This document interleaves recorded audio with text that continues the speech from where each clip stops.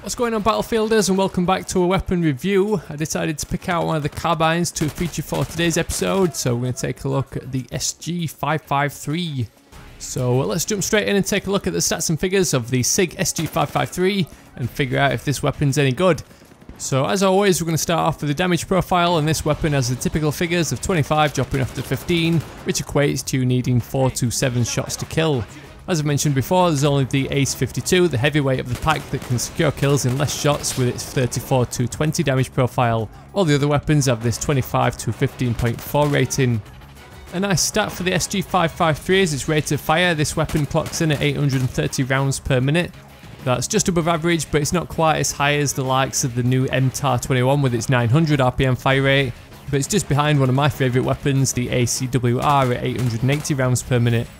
We'll not spend too long on the muzzle velocity because it doesn't really matter too much for carbines, but at 430 meters per second it's kind of lacking behind slightly, which might mean you need to lead your targets a little bit to land hits. But aside from the rate of fire, it's really the recoil that differentiates all the weapons from the carbine category, and unfortunately the SG553 is pretty average here. It comes out with 0.3 values for both the left and vertical recoil figures, but it's let down with quite a heavy 0.5 value for the rightwards recoil, which means this weapon's going to drift off to the right under any prolonged fire. This means the compensator attachment might be worthwhile, seeing as a 0.3 vertical recoil isn't too bad, but under controlled burst firing you can keep that recoil in check to take out targets out to medium to long range, and in those close range firefights you don't really need to worry about the recoil taking over, so you can just rely on that 830 RPM fire rate to keep you alive. Another average stat is its magazine size. 30 rounds is what this weapon is capable of holding, and that's pretty standard across the board, with only the Ace-21 and the Ace-52 being anomalies. Then the SG553 has one more decent stat, but it's not exactly outstanding under its reload time. 2.1 seconds is how long it takes to replace a mag while there's still one bullet chambered, or 2.6 seconds for a full reload and a slap to that bolt. This weapon, designed with an open bolt system, is characteristically faster to reload, since you don't have to wait for your character to pull back that charging handle.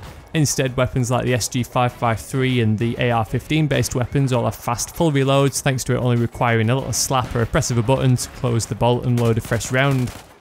So the SG553 is another one of those weapons where you can't really find anything majorly wrong with it, but it also doesn't really stand out.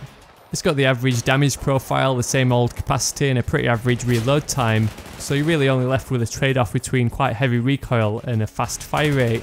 Still, this weapon's a good all-rounder, so there's no real harm in using it if you're a bit of a SIG fan or if you're from Switzerland, but I'm going to go ahead and rate it a pretty average 3 out of 5. But with this weapon being part of the arsenal of the Swiss Armed Forces, you can look forward to seeing this weapon on my channel again when I cover it in my Battlefield 4 military weapon setups, so stick around for that if you're interested.